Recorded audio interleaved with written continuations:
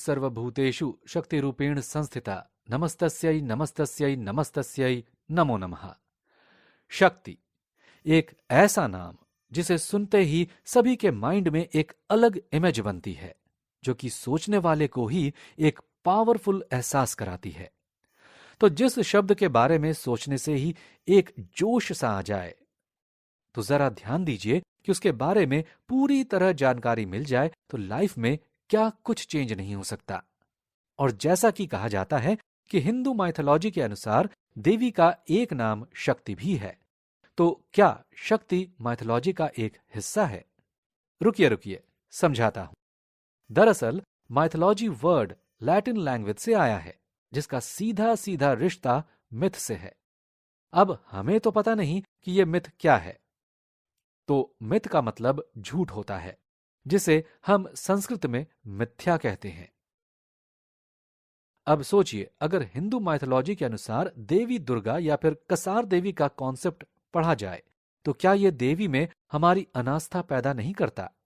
और दूसरी बात कि अगर सामने से कसार देवी के मंदिर में ही आने वाले वेस्टर्न लोग हिंदू माइथोलॉजी के नाम से अगर हमारे कल्चर को रिप्रेजेंट कर रहे हैं, तो उनके वहां जाने का मकसद ही क्या है? क्योंकि हम जिस चीज को झूठ मान लेते हैं, तो उस सब्जेक्ट के बारे में दोबारा सोचने से भी कतराते हैं। लेकिन यहां तो उल्टा ही हो रहा है। यहां फॉरेनर्स कसार देवी मंदिर में आते भी हैं, उनकी मैग्नेटिक फील्ड पर रिसर्च करते हैं और उसे मिथ भी करार दे देते हैं। कमाल है ना? मतलब जिसे पहले माइथोलॉजी कहकर नकार देते हैं, बाद में उससे ही फायदा उठाते हैं। लेकिन अजीब बात यह है कि इंडियंस भी माइथोलॉजी वर्ड को बड़े गर्व के साथ कहते हैं। क्या ये गलत बात नहीं है? कुछ इस तरीके के ही सवाल मन में उठते होंगे ना कि देवी मंदिर का क्या रहस्य है। ऊपर से एक और सवाल हमें घेर लेता है कि आखिर देवी की पूजा क्यों होती है। चलिए इसे एक छोटे से दो लोगों की बातचीत के जरिए जानते हैं। एक बार मेरा किसी नास्तिक से पाला पड़ गया। उसने कहा कि तुम लोग तो पेड़, पानी, सूर्य की पूजा करते हो, उनकी पूजा जो ना तो देख सकते हैं और ना ही बोल सकते हैं, यहां तक कि उनके पास तो शरीर भी नहीं है। मैंने जवाब देने के लिए ही उससे पूछा, हाँ, ये बात तो आपने बिल्कुल सही कही कि इनके पास शरीर नहीं होता, लेकिन पूजा का मतलब क्या होता है? मेरा ये सवाल सुनकर उसने कहा, पूजा मतलब दिया लगाना, अगरबत्ती लगाना और खाना खिलाना। ये सब पाखंड है, ये बंद होना चाहिए। मैंने फिर पूछा, अरे भाई, अभी तो आपने कहा कि पूजा मतलब अगरबत्ती लगाना और खाना खिलाना वगैरह वगैरह, फिर आप ही कह रहे हैं कि ये पाखंड है, जबकि पूजा का मतलब तो कुछ और ही है। ये सुनते ही वो तुनक कर बोला, अच्छा बताओ क्या मतलब है, मैं भी तो जानूं। और मैं विश्वास नहीं करता कि इन लोगों को पूजा की जरूरत होती होगी। ये बिल्कुल तर्कहीन है, कोई लॉजिक ही नहीं है इस बात का। मैंने कहा, अच्छा, मैं मान लेता हूं इस बात का कि कोई लॉजिक नहीं है। एक बात बताइए, आप सांस लेते हैं या नहीं? नास्तिक, ये कैसा सवाल है? अगर सांस नहीं लूंगा तो मर ना जाऊंगा? ये कैसी तर्कहीन बातें कर रहे हो?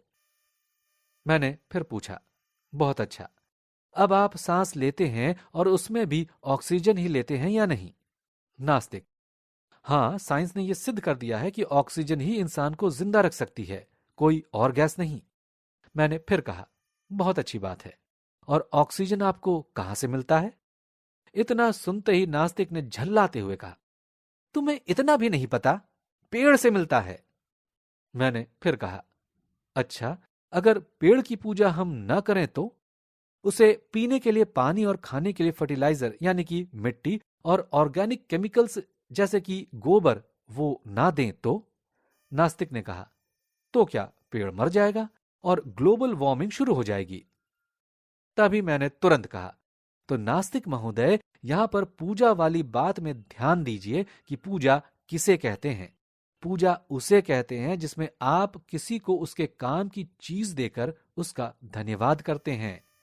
यह सुनते ही नास्तिक झल्ला गया और कहा, वो सब तो ठीक है, लेकिन सूर्य को पानी क्यों चढ़ाते हो? क्या यह पाखंड नहीं है?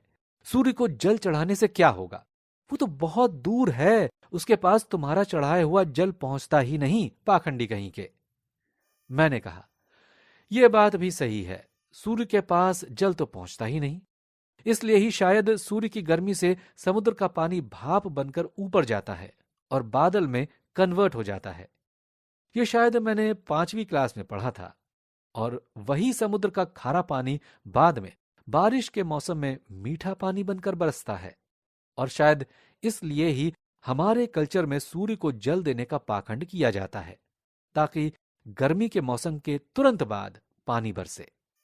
ये सुनते ही नास्तिक चुप हो गया और मुझे कहीं जाना है ऐसा बहाना बनाकर चलता बना।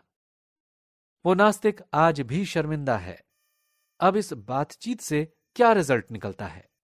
यहां ध्यान दीजिए कि मैंने पेड़ की पूजा की बात कही है और उसमें पेड़ को पानी दिया जाता है। जब पेड़ को पानी दिया जाता है तो पानी का साइंटिफिक फॉर्मूला क्या है? H2O। और जब H2O ब्रेक होकर हाइड्रोजन और ऑक्सीजन बन जाता है तो हमें पानी पीने के तुरंत बाद एनर्जी महसूस होती है। लेकिन यहां ध्यान देने वाली बात यह है कि पानी से हमें एनर्जी क्यों मिलती है। यह बात कहीं ना कहीं मन में सवाल नहीं उठाती कि पानी में एनर्जी यानी शक्ति है, इसलिए ही पानी पीने से हमें शक्ति मिलती है। लेकिन इस बात का विश्वास कैसे हो कि पानी में एनर्जी है? तो इस बात के विश्वास को और पक्का करती है इलेक्ट्रिसिटी कंपनीज और डैम्स, जो कि पानी से इलेक्ट्रिसिटी निकालने का काम करते हैं। तो जो शक्ति किसी नॉन लिविंग थिंग को इतना यूजफुल बना सकती है कि वो किसी की जान बचा सके, तो क्या उस शक्ति को सही गलत का पता नहीं होगा? और यह भी पता नहीं होगा कि हम उसकी पूजा करते हैं। क्या यह शक्ति का एक ही काम है या कोई और काम भी है जो कि उसे पूजनीय बनाता है?